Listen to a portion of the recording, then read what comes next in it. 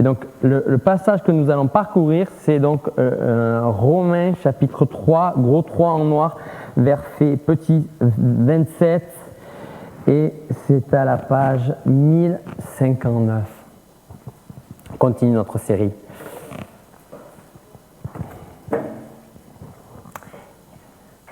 Reste-t-il encore une raison de se vanter? Non, cela est exclu. En vertu de quel principe? Celui de l'obéissance à la loi? Non, mais selon le principe de la foi. Voici donc ce que nous affirmons. L'homme est déclaré juste par la foi sans qu'il ait à accomplir les œuvres qu'exige la loi. Ou alors, Dieu serait-il seulement le Dieu des Juifs? N'est-il pas aussi le Dieu des non-Juifs? Bien sûr, il est aussi le Dieu des non-Juifs. Car il n'y a qu'un seul Dieu qui justifie les Juifs en raison de leur foi et qui justifie aussi les non-Juifs au moyen de leur foi. Mais alors, est-ce que nous annulons la loi au moyen de la foi? Non, loin de là. Nous confirmons la loi. Prenons l'exemple d'Abraham, l'ancêtre de notre peuple selon la descendance physique. Que pouvons-nous dire à son sujet? Quelle a été son expérience? S'il a été déclaré juste en raison de ce qu'il a fait, alors certes, il peut se vanter. Mais ce n'est pas ainsi que Dieu voit les choses. En effet, que dit l'Écriture? Abraham a eu confiance en Dieu et Dieu a porté sa foi à son crédit pour le déclarer juste. Si quelqu'un accomplit un travail, on lui compte son salaire, non pas comme si on lui faisait une faveur, mais d'après ce qui lui est dû.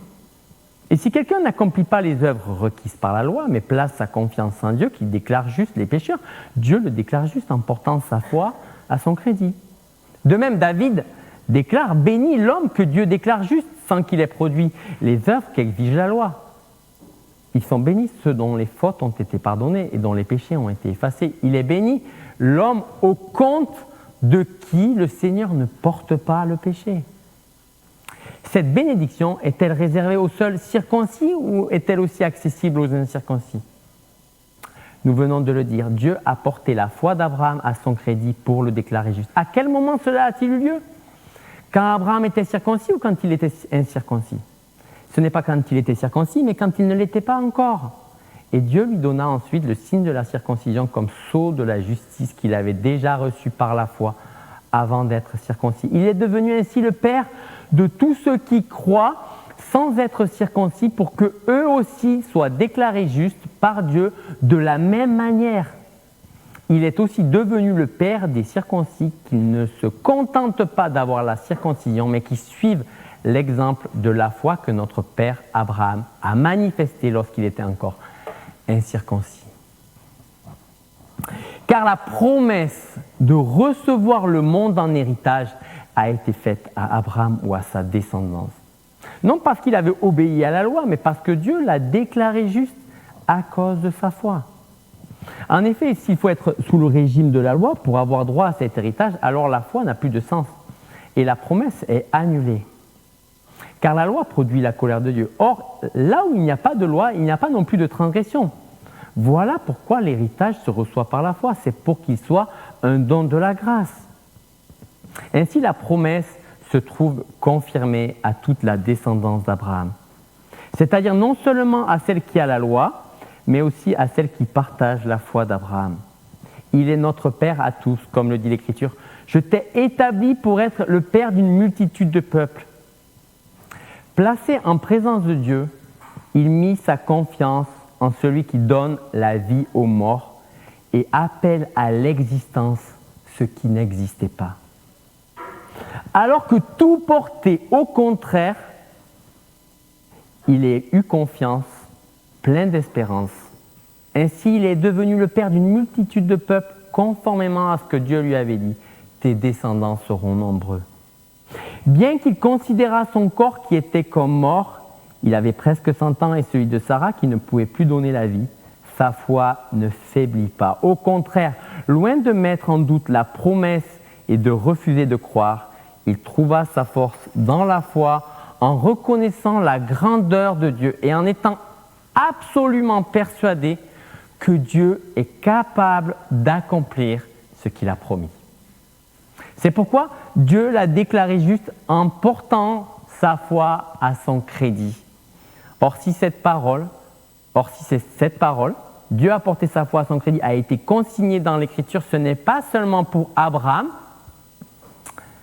elle nous concerne nous aussi, car la foi sera aussi portée à notre crédit en nous qui plaçons notre confiance en celui qui a ressuscité Jésus, notre Seigneur. Il a été livré pour nos fautes et il est ressuscité pour que nous soyons déclarés justes.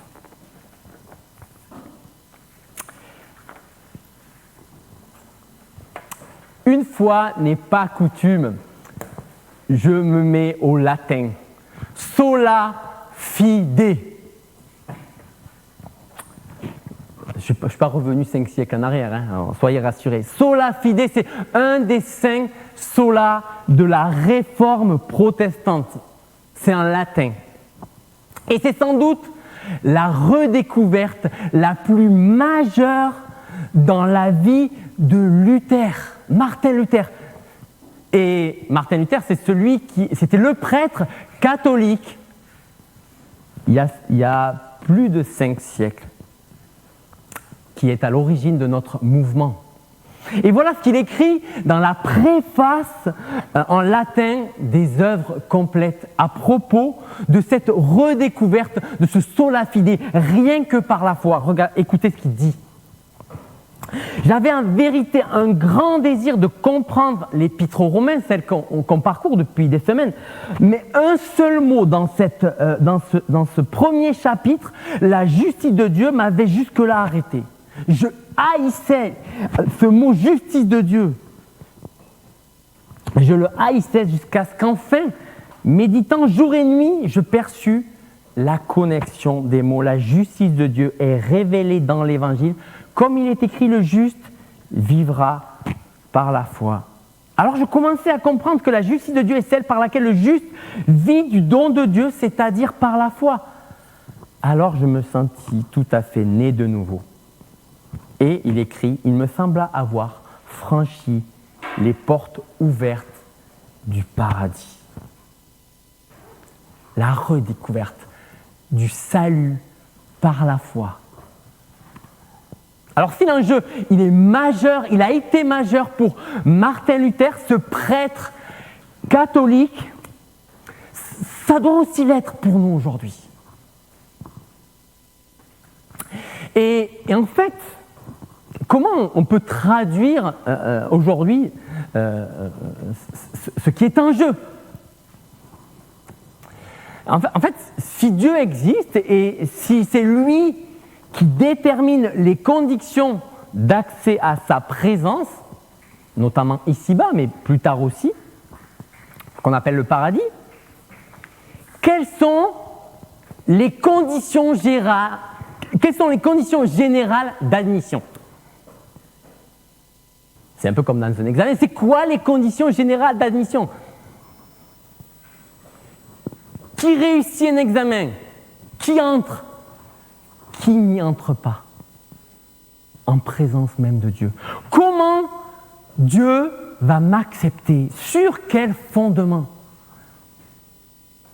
Et quand on se rappelle, si vous avez été là, si vous n'avez pas été là, c'est pas grave, mais les semaines qui précèdent, on a vu que la colère de Dieu a atteint tous les hommes parce que tous ont péché, que ce soit les athées, chapitre 1, si vous voulez relire, que ce soit le chapitre 2, ça c'était attendu, les athées, on se dit oui, c'est la colère de Dieu, elle les concerne, bien sûr, mais les religieux, elle les concerne aussi, chapitre 2, les religieux, ils sont aussi coupables.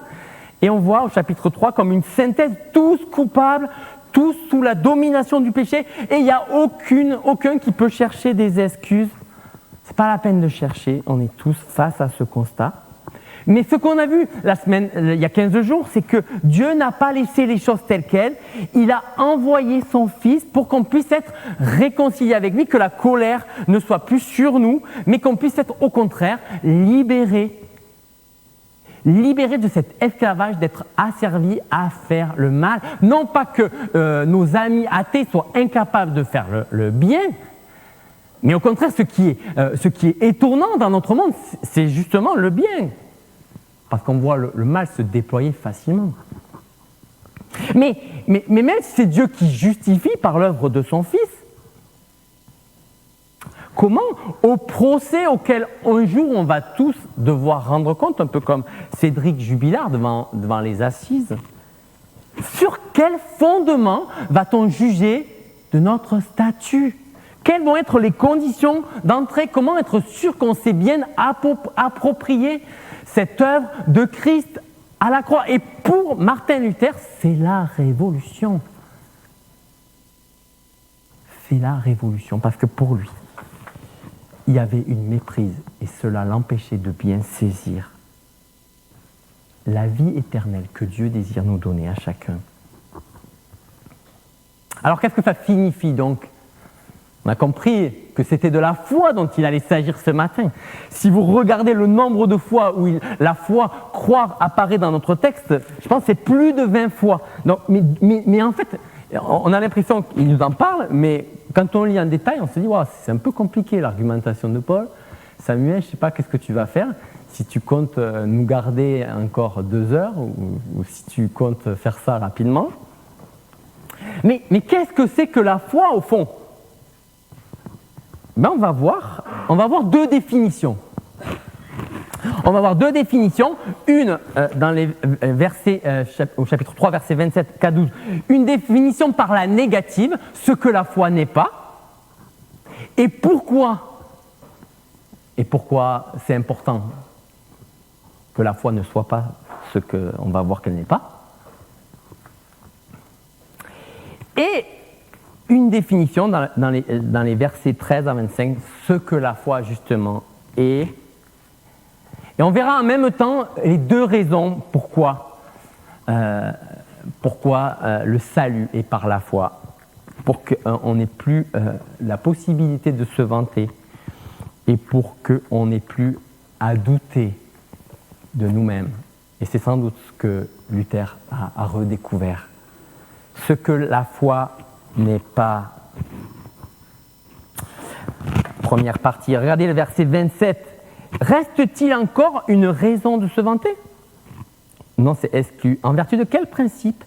Celui de l'obéissance de la loi? Non, mais sur le principe de la foi. La foi, mes amis, exclut l'orgueil. Et ça, c'est un principe fondamental. Et si Paul le dit à ce moment-là dans l'épître, dans la lettre aux Romains qui s'adresse aux chrétiens de Rome, c'est parce qu'il y avait des divisions. Et les uns les autres, ils se mettaient en avant. Et donc, on leur dit, non, mais la foi, elle exclut l'orgueil. Elle exclut la fierté. Dieu nous déclare juste sur un principe et fait par la foi. Et ça doit changer toute notre perspective. Parce que, imaginez, dans l'église de Rome, il y avait des chrétiens d'arrière-plan juif, on pourrait dire des chrétiens religieux de longue date, et il y avait les autres. Et ceux qui étaient religieux de longue date, voilà un peu comment ils pouvaient fonctionner. Ils étaient conscients de leur privilège, ils croyaient depuis longtemps. Dieu et eux, c'était une longue histoire.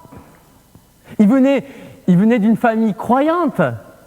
Ils fréquentaient l'église, la synagogue, depuis un bail. Et ils s'étaient même engagés, ils avaient pris des responsabilités, ils étaient reconnus. Ils étaient globalement en règle. Mais ils avaient du mal à quand même remarquer qu'ils étaient quand même un peu au-dessus du lot. Vous savez, eux, ils savaient. Alors, ils ne l'auraient jamais dit, vous savez, on ne le dit pas, c'est un peu plus subtil que ça. Mais par les petites remarques qu'ils faisaient, j'imagine, vous me permettez, entre ceux qui arrivent en retard, ceux qui ne respectent pas les consignes, ceux qui s'habillent franchement pas comme on aimerait qu'ils s'habillent, on comprend, eux, ce n'est pas ça. Voyez l'état d'esprit de ces chrétiens d'arrière-plan juif, ces religieux. Paul n'est pas en train de leur dire ce que vous dites là, non, il leur fait réfléchir sur le principe même, sur quoi leur foi, sur quoi leur salut repose. L'homme est déclaré juste par la foi, sans qu'il ait quoi que ce soit à faire pour être sauvé. C'est la traduction de ce que les œuvres de la loi exigent. Sinon, il serait, dit Paul, il serait juste le Dieu des religieux, le Dieu des Juifs. Mais ce n'est pas le cas, il est le Dieu de tous. Versets 29 et 30, c'est ma traduction. Les performances religieuses ne nous sont d'aucune utilité en matière d'acceptation, car le salut ne vient pas de ce qu'on peut faire. C'est un peu embêtant. Et c'est pour ça que Dieu n'est pas le Dieu des religieux, non. Il est le Dieu de tous. Religieux et non religieux. Religieux et non religieux. Tous à la même enseigne. De toute façon, c'était déjà pareil. On avait vu que tous on était sous le poids du péché, tous au bénéfice de la même grâce, mais tous on peut y accéder de la même manière. Dieu est celui de tous. Alors, tu peux nous expliquer un peu plus en détail, Paul, ce que tu entends par là? Parce que quand même, si on regarde les hommes croyants qui nous ont précédés, ils ont quand même bien fait des choses. Ils ont bien mis des choses en pratique.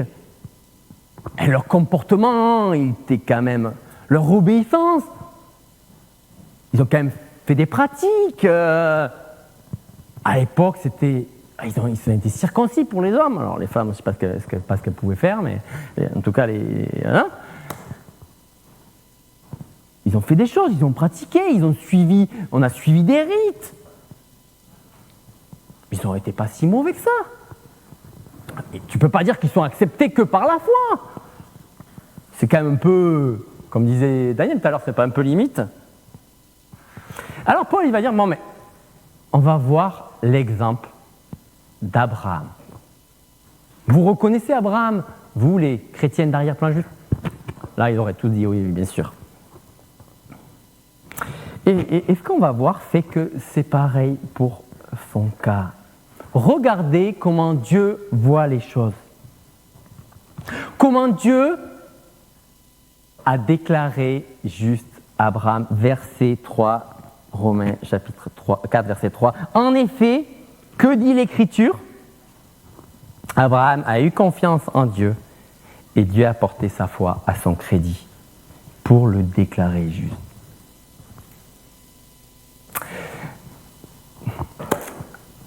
La foi a été portée à son crédit. Vous savez c'est quoi ce terme? Alors moi ça me plaît bien parce que vous savez qu'avant d'être pasteur, j'étais expert comptable. Alors quand on utilise dans la Bible des termes de comptabilité, vous ne pouvez pas vous imaginer la joie que j'ai. Là, le terme mettre à son crédit, c'est de la compta. Désolé pour ceux qui ne l'aiment pas. Mais voilà, c'est crédité sur le compte. C'est une décision légale de Dieu de mettre au crédit la justice de Dieu. Un peu comme on créditerait sur votre compte une somme. C'est pas au débit d'ailleurs, c'est au crédit. Et en plus, c'est un changement de statut qui semble non pas lié à notre changement de caractère, mais c'est Dieu qui donne ça de manière instantanée. Abraham n'a rien à faire pour mériter ça. Rien n'a, semble-t-il, changé à l'instant. Cette imputation, cette déclaration de justice est donnée. Mais, et d'ailleurs, il montre que ça, c'est une grâce, c'est un cadeau. Et d'ailleurs, il montre bien que si c'était une œuvre, eh bien, il y aurait des raisons de se vanter. Regardez le raisonnement à partir du verset 4 et suivant. En gros, il n'y a aucun salarié qui travaille là, qui lorsqu'il reçoit son salaire, dit « Ah, vraiment, merci pour la grâce dont vous avez fait preuve à mon encontre en me payant. » Bien sûr que non, ça serait absurde. Tout travail mérite salaire, c'est logique. Le salaire qui est la juste rétribution du travail, est crédité sur notre compte. Et non pas parce qu'on a eu la foi ou parce qu'on est... Voilà, mais juste parce qu'on a fait voilà, il y a une obligation, il y a un dû. Mais en matière de foi, c'est pas comme ça que ça se passe. C'est Dieu qui le fait, c'est Dieu qui crédite la foi à notre compte. Non parce qu'on a une vie juste, non pas parce qu'on a fait des œuvres, non pas parce qu'on a eu un bon comportement, non, mais parce que Dieu nous a considérés comme justes. Donc là, ce qu'il est en train de montrer, et là c'est pour ça que c'est un peu complexe, il n'est pas en train de nous dire ce que c'est la foi, il est en train de nous dire ce que ça n'est pas. La foi qui sauve, ce n'est pas croire en l'existence de Dieu. Vous pouvez avoir une foi en l'existence de Dieu, en son amour. Vous pouvez croire que la Bible, elle a des belles paroles. Vous pouvez manifester même une grande révérence envers lui. Mais vous pouvez chercher à être votre propre sauveur et placer pas votre confiance en lui, mais en vous, en vos performances religieuses, morales, professionnelles, pour vous assurer votre avenir.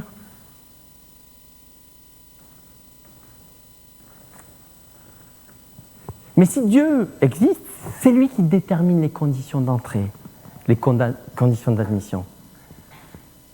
Et si on posait la question à un échantillon d'entre vous, là, comment vous répondriez à cette condition, aux conditions d'admission? Si on le posait dans la rue aussi, ça serait intéressant. D'ailleurs, en France, il y a à peu près 49% de gens qui croient encore en Dieu. Même s'ils ne vont pas à l'église, ils croient en Dieu. Et si on leur posait la question, mais comment Dieu détermine les conditions d'accès? Vous aurez à peu près ces 3 réponses. Parce que j'ai fait de mon mieux pour être un bon chrétien. Ou alors il aura enlevé le chrétien. J'ai fait de mon mieux. Et si Dieu il est là, il le voit. La deuxième version, parce que je crois en Dieu, mais j'essaie de faire sa volonté. Ou la troisième, parce que je crois en Dieu de tout mon cœur. Alors, ce n'est pas une question piège. Le but, ce n'est pas de piéger. Non, mais ces 3 réponses, elles nous montrent justement ce que la foi n'est pas. Quand on dit parce que j'ai fait de mon mieux, ça veut dire qu'en fait, c'est mes actions qui déterminent le ticket d'entrée. Et si c'est mes actions, c'est pas la grâce de Dieu, c'est pas un cadeau, c'est un dû que Dieu me doit. Si c'est parce que je crois en Dieu et que j'essaie de faire sa volonté, c'est un mélange de foi et d'œuvre. C'est le salut plus le salut par la foi plus les œuvres. Je crois et j'agis. On commence par la foi, puis on finit par les œuvres. Et ça touche gentiment certains croyants qui ont commencé par la foi, mais qui ont oublié de voir qu'en fait, aujourd'hui, dans leur vie, ce n'est pas leur pratique qui les rassure de leur participation à la relation avec Dieu, non. C'est la foi. Et la dernière version, elle est encore plus subtile. Eux, ils mettent leur confiance dans la force de la foi. C'est le salut par la foi, dans la foi. En gros, parce que je crois fort. Je suis un grand croyant.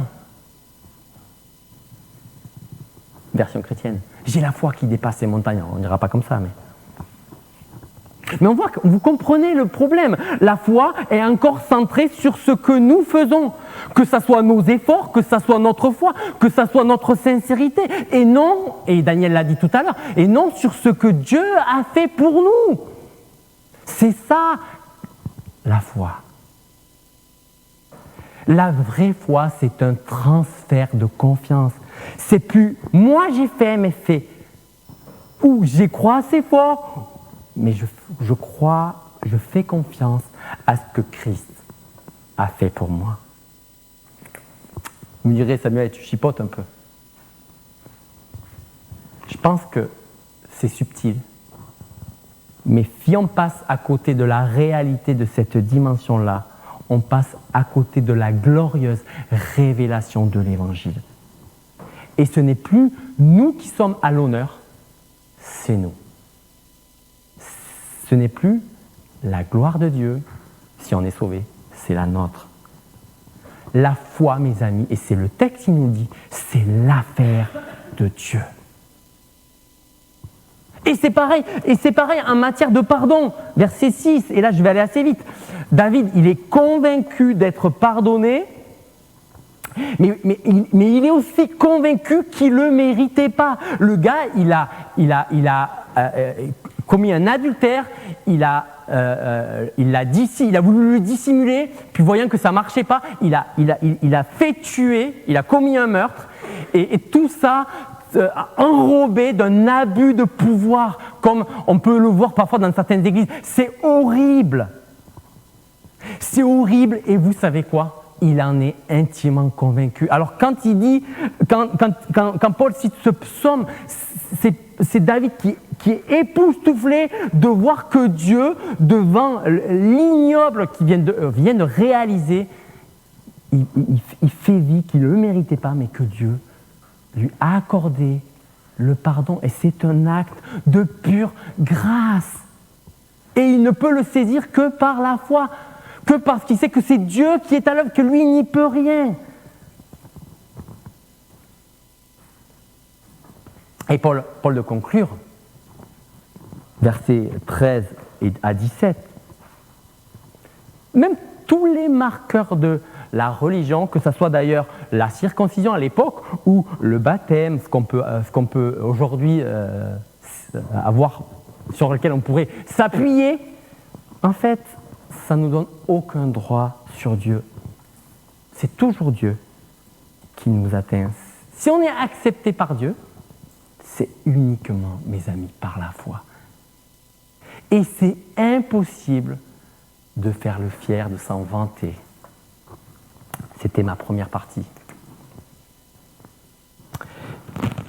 À partir du verset, donc ce que la foi n'est pas, et pour quelle raison elle n'est pas, ne pas se vanter. Et là, on va voir ce que la foi est au juste.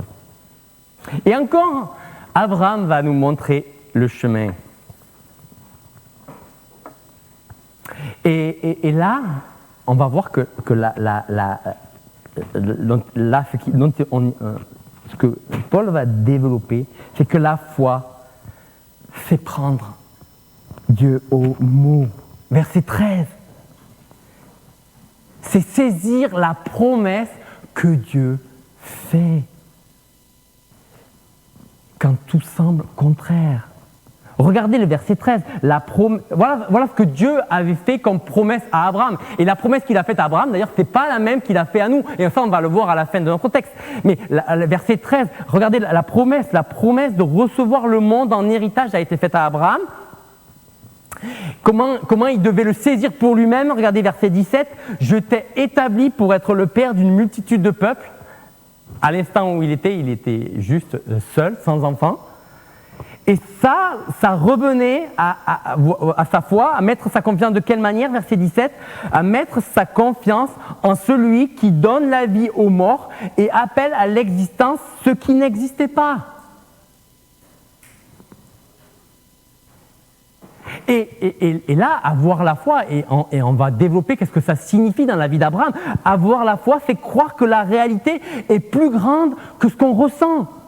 Regardez verset 19. Bien qu'il considéra son corps qui était mort, il avait presque 100 ans, et fils de Sarah aussi, qui ne pouvait plus donner la vie, sa foi ne faiblit pas. Imaginez Abraham, un vieil homme de près de 100 ans, regardant son reflet. Mon corps, il est vieux.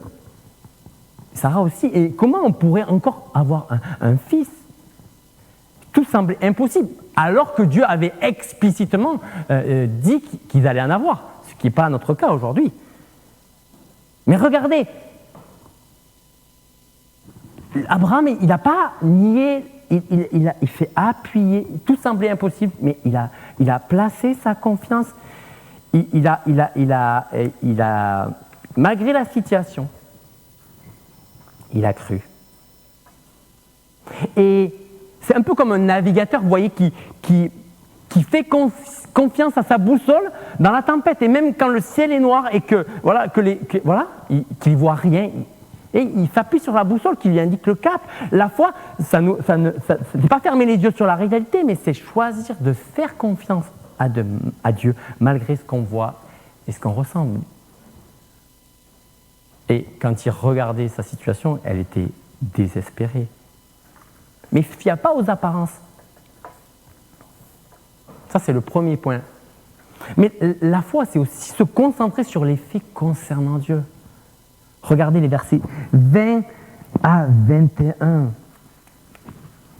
Au contraire, loin de mettre en doute la promesse et de refuser de croire, il trouva sa force dans la foi en reconnaissant la grandeur de Dieu et en étant absolument persuadé que Dieu est capable d'accomplir ce qu'il a promis. Quand Abraham doutait, il se rappelait de qui était Dieu. Et il se disait, le Dieu qui m'a promis un fils, c'est aussi celui qui a créé les étoiles, et Dieu le lui rappelle. Sa foi n'était pas dépourvue de réflexion, elle était au contraire une réflexion insistante sur qui est Dieu. Il méditait sur l'univers et sur la capacité de Dieu à le faire, à l'ordonnancer. Si c'était moi aujourd'hui, comme à la place d'Abraham, je méditerais sur le principe anthropique, sur la création de l'univers, sur sa mort thermique, sur la beauté des couleurs, des senteurs et de la capacité de ce Dieu de faire des choses si belles. C'était une réflexion sur ce que Dieu était capable de faire. Une foi réfléchie qui médite, qui se souvient de ce que Dieu a déjà fait.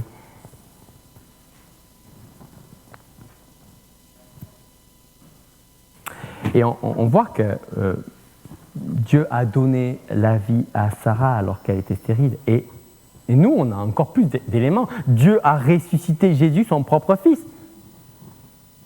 La même puissance de Dieu était à l'œuvre dans le passé, elle est à l'œuvre dans notre passé et elle est à l'œuvre aussi dans notre présent, dans nos vies. On aura l'occasion d'approfondir ça dans les semaines à venir. Mais en fait, Abraham, c'est un peu comme cet enfant qui saute dans les bras de son père. Et il ne saute pas par hasard, il saute parce qu'il sait, il se souvient que son père le rattrape toujours. C'est ça, avoir la foi, c'est une des dimensions. Savoir en qui l'on croit. Mais avoir la foi, et c'est sans doute aussi un des points importants, c'est se fier à la simple parole de Dieu. Et c'est le verset. C'est le rappel de ce que Dieu est capable de faire. Verset 21, Dieu est capable d'accomplir ce qu'il a promis. En gros, c'est Dieu l'a promis, donc j'y crois. Même quand rien d'autre ne semble crédible, qu'il n'y a aucune preuve visible, il avait la parole de Dieu. Et ça lui suffisait. Croire, avoir la foi, fait prendre Dieu au mot. Alors, quand tout le reste semble le contredire, c'est se laisser immerger dans ce que Dieu dit devenir notre réalité. C'est un peu comme marcher sur une corde au-dessus du vide. Et cette corde, c'est la promesse de Dieu, incassable et sûre, même si on a peur un peu. Abraham, mes amis, nous montre la voie pour renforcer notre foi. La foi d'Abraham a été écrite pour nous, on le voit au verset 23 et 24.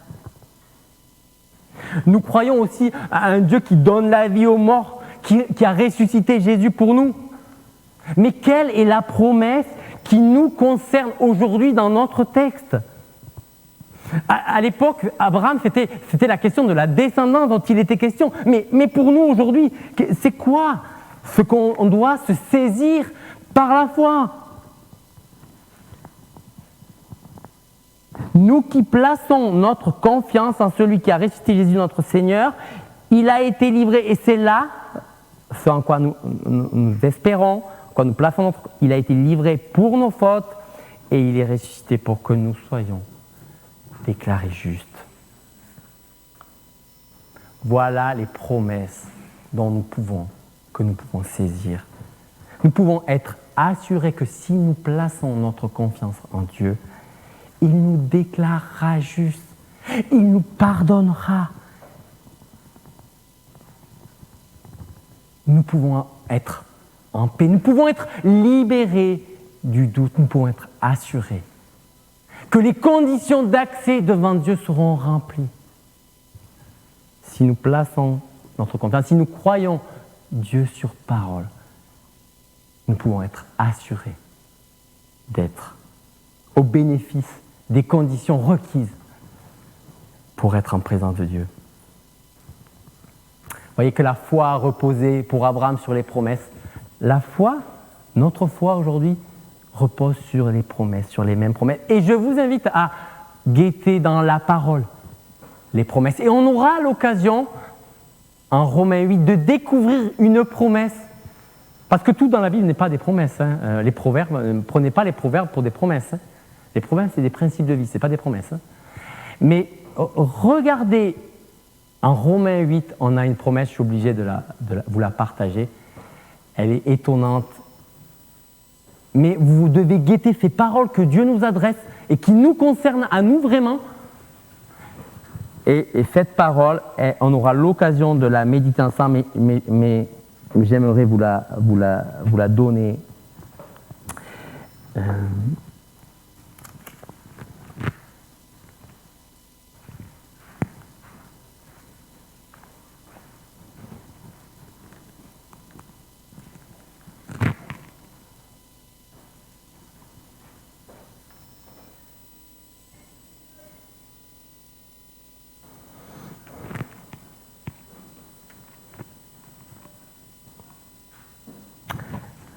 Je cherche, vous voyez, moi aussi ça m'arrive de chercher.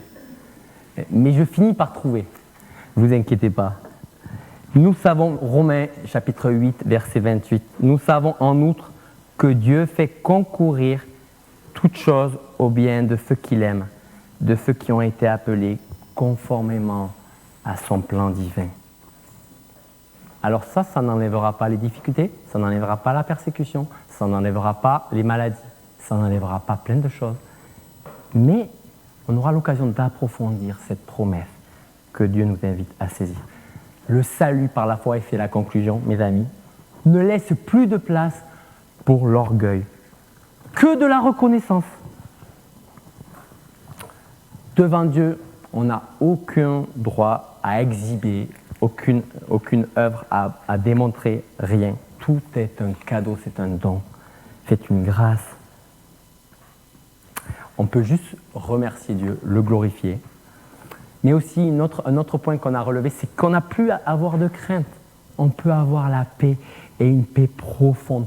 Nos péchés sont couverts. Notre compte n'est plus en débit, il est en crédit. Et ça nous oblige à avoir la foi, le croire. Et ça devrait nous donner la joie, une joie paisible. Une profonde reconnaissance là aussi. Mais aussi, et ces deux autres aspects, une profonde assurance sur notre nouvelle identité. Nous sommes, et on l'a chanté, nous sommes des enfants de la promesse. Le fils de la promesse, le premier fils de la promesse, c'est Jésus. À chaque fois que vous regardez, que les évangélistes, si vous parcourez Matthieu, Marc, Luc, Jean, et que vous regardez des citations de l'Ancien Testament, en fait, vous êtes en train de voir que Jésus est l'enfant de la promesse. Il était promis depuis longue date. Eh bien, mes amis, nous qui saisissons par la foi ce que Dieu a fait à notre rencontre, nous sommes à la suite du Christ, des enfants de la promesse. Je vous invite à prier pour conclure.